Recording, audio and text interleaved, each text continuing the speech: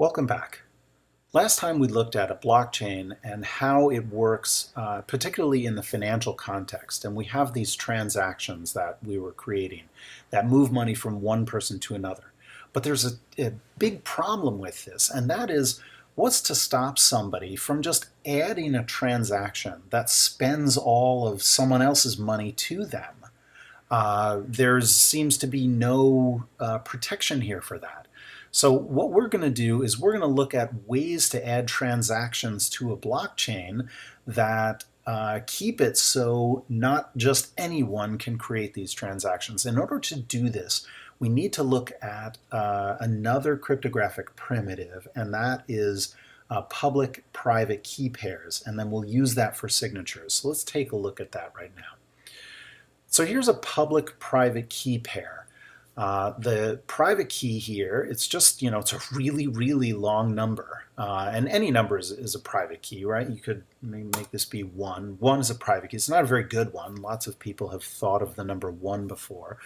But you could, you could pick some really, really long number, and it's sort of a random number, and we can use that as a private key. Now you see every time I'm adding digits here, it's recomputing the public key that relates to that private key, and that's why the stuff down here starts changing.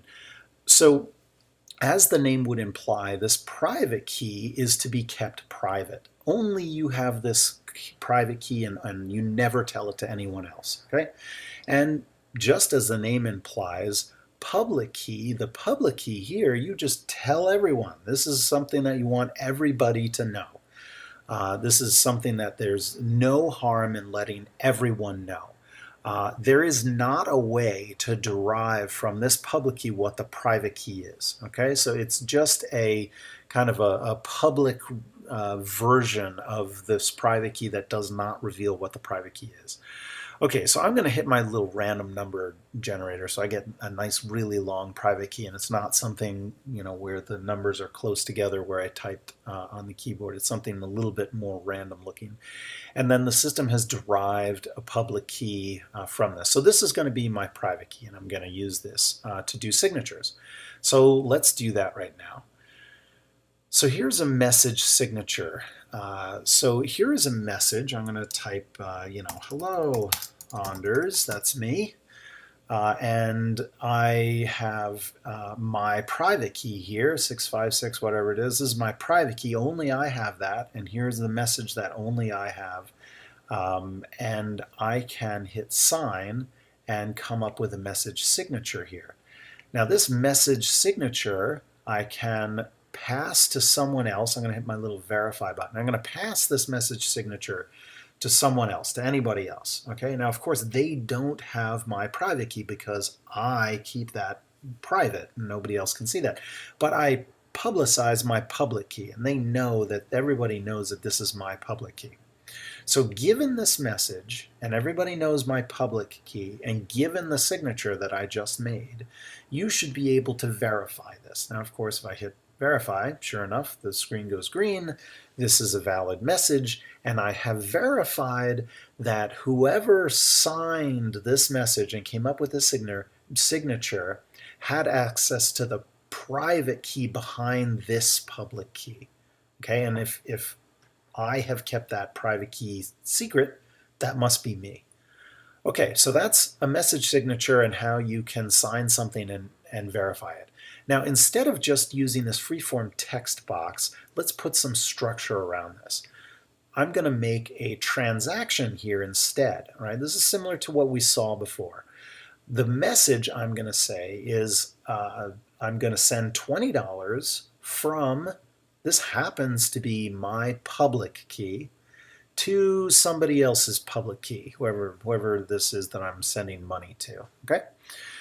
I, of course, because I'm signing this message, I have my private key. I never tell anybody the private key, but I can use this private key to sign this message, which consists of these 3 things up here. And if I hit sign, I get a message signature.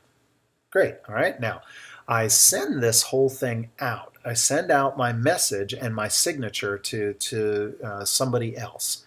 And they know that I'm trying to send $20 from my public key to this somebody else's public key. And you'll notice this little blue box around the from public key. That suggests that you can check this signature against this public key to see whether or not the private key behind this public key actually signed this message. So let's hit verify. Sure enough, it verifies. So I know that the person in possession with the private key behind this public key, must only be Anders, is sending $20 to some other public key. Okay? Now, let's use this in the blockchain. Let's go back to the blockchain case where we were looking at before. Now, you'll notice a couple of different things here, all right? First of all, there's not names here anymore, right? They're just public keys in the from and the to. And you'll also notice that I added a signature section here, okay? So in this case, this is this public key sending $2 to this public key. And here's a message signature that says that it is. Well, what happens if I change this to, $25?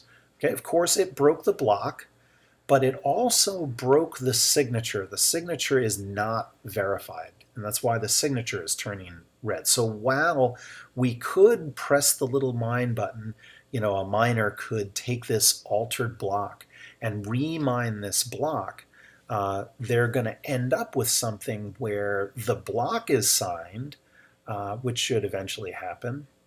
And there we go. And the signature, though, is still invalid because the miner has they don't have my private key. They only have my public key, so they can't come up with the right signature. Okay, so that's the way we can make sure that the message, this transaction here, was posed by the person that had the money, and only that person, not just anyone else on the internet. So that's how public-private key pair message signing is used to protect transactions and make sure that they are from the people that they proposed that they're from.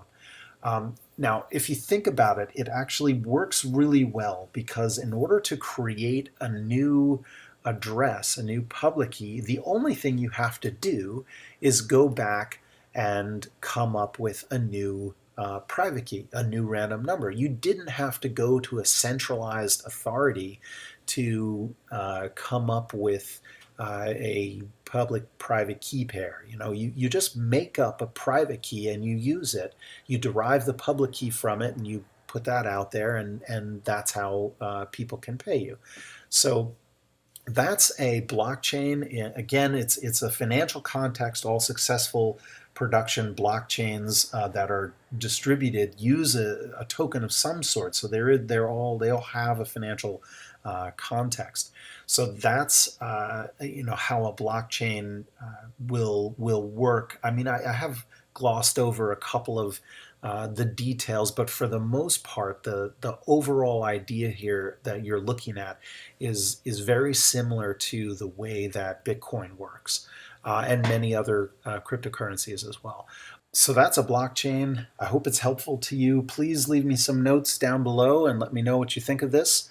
And hope to see you next time in the next video.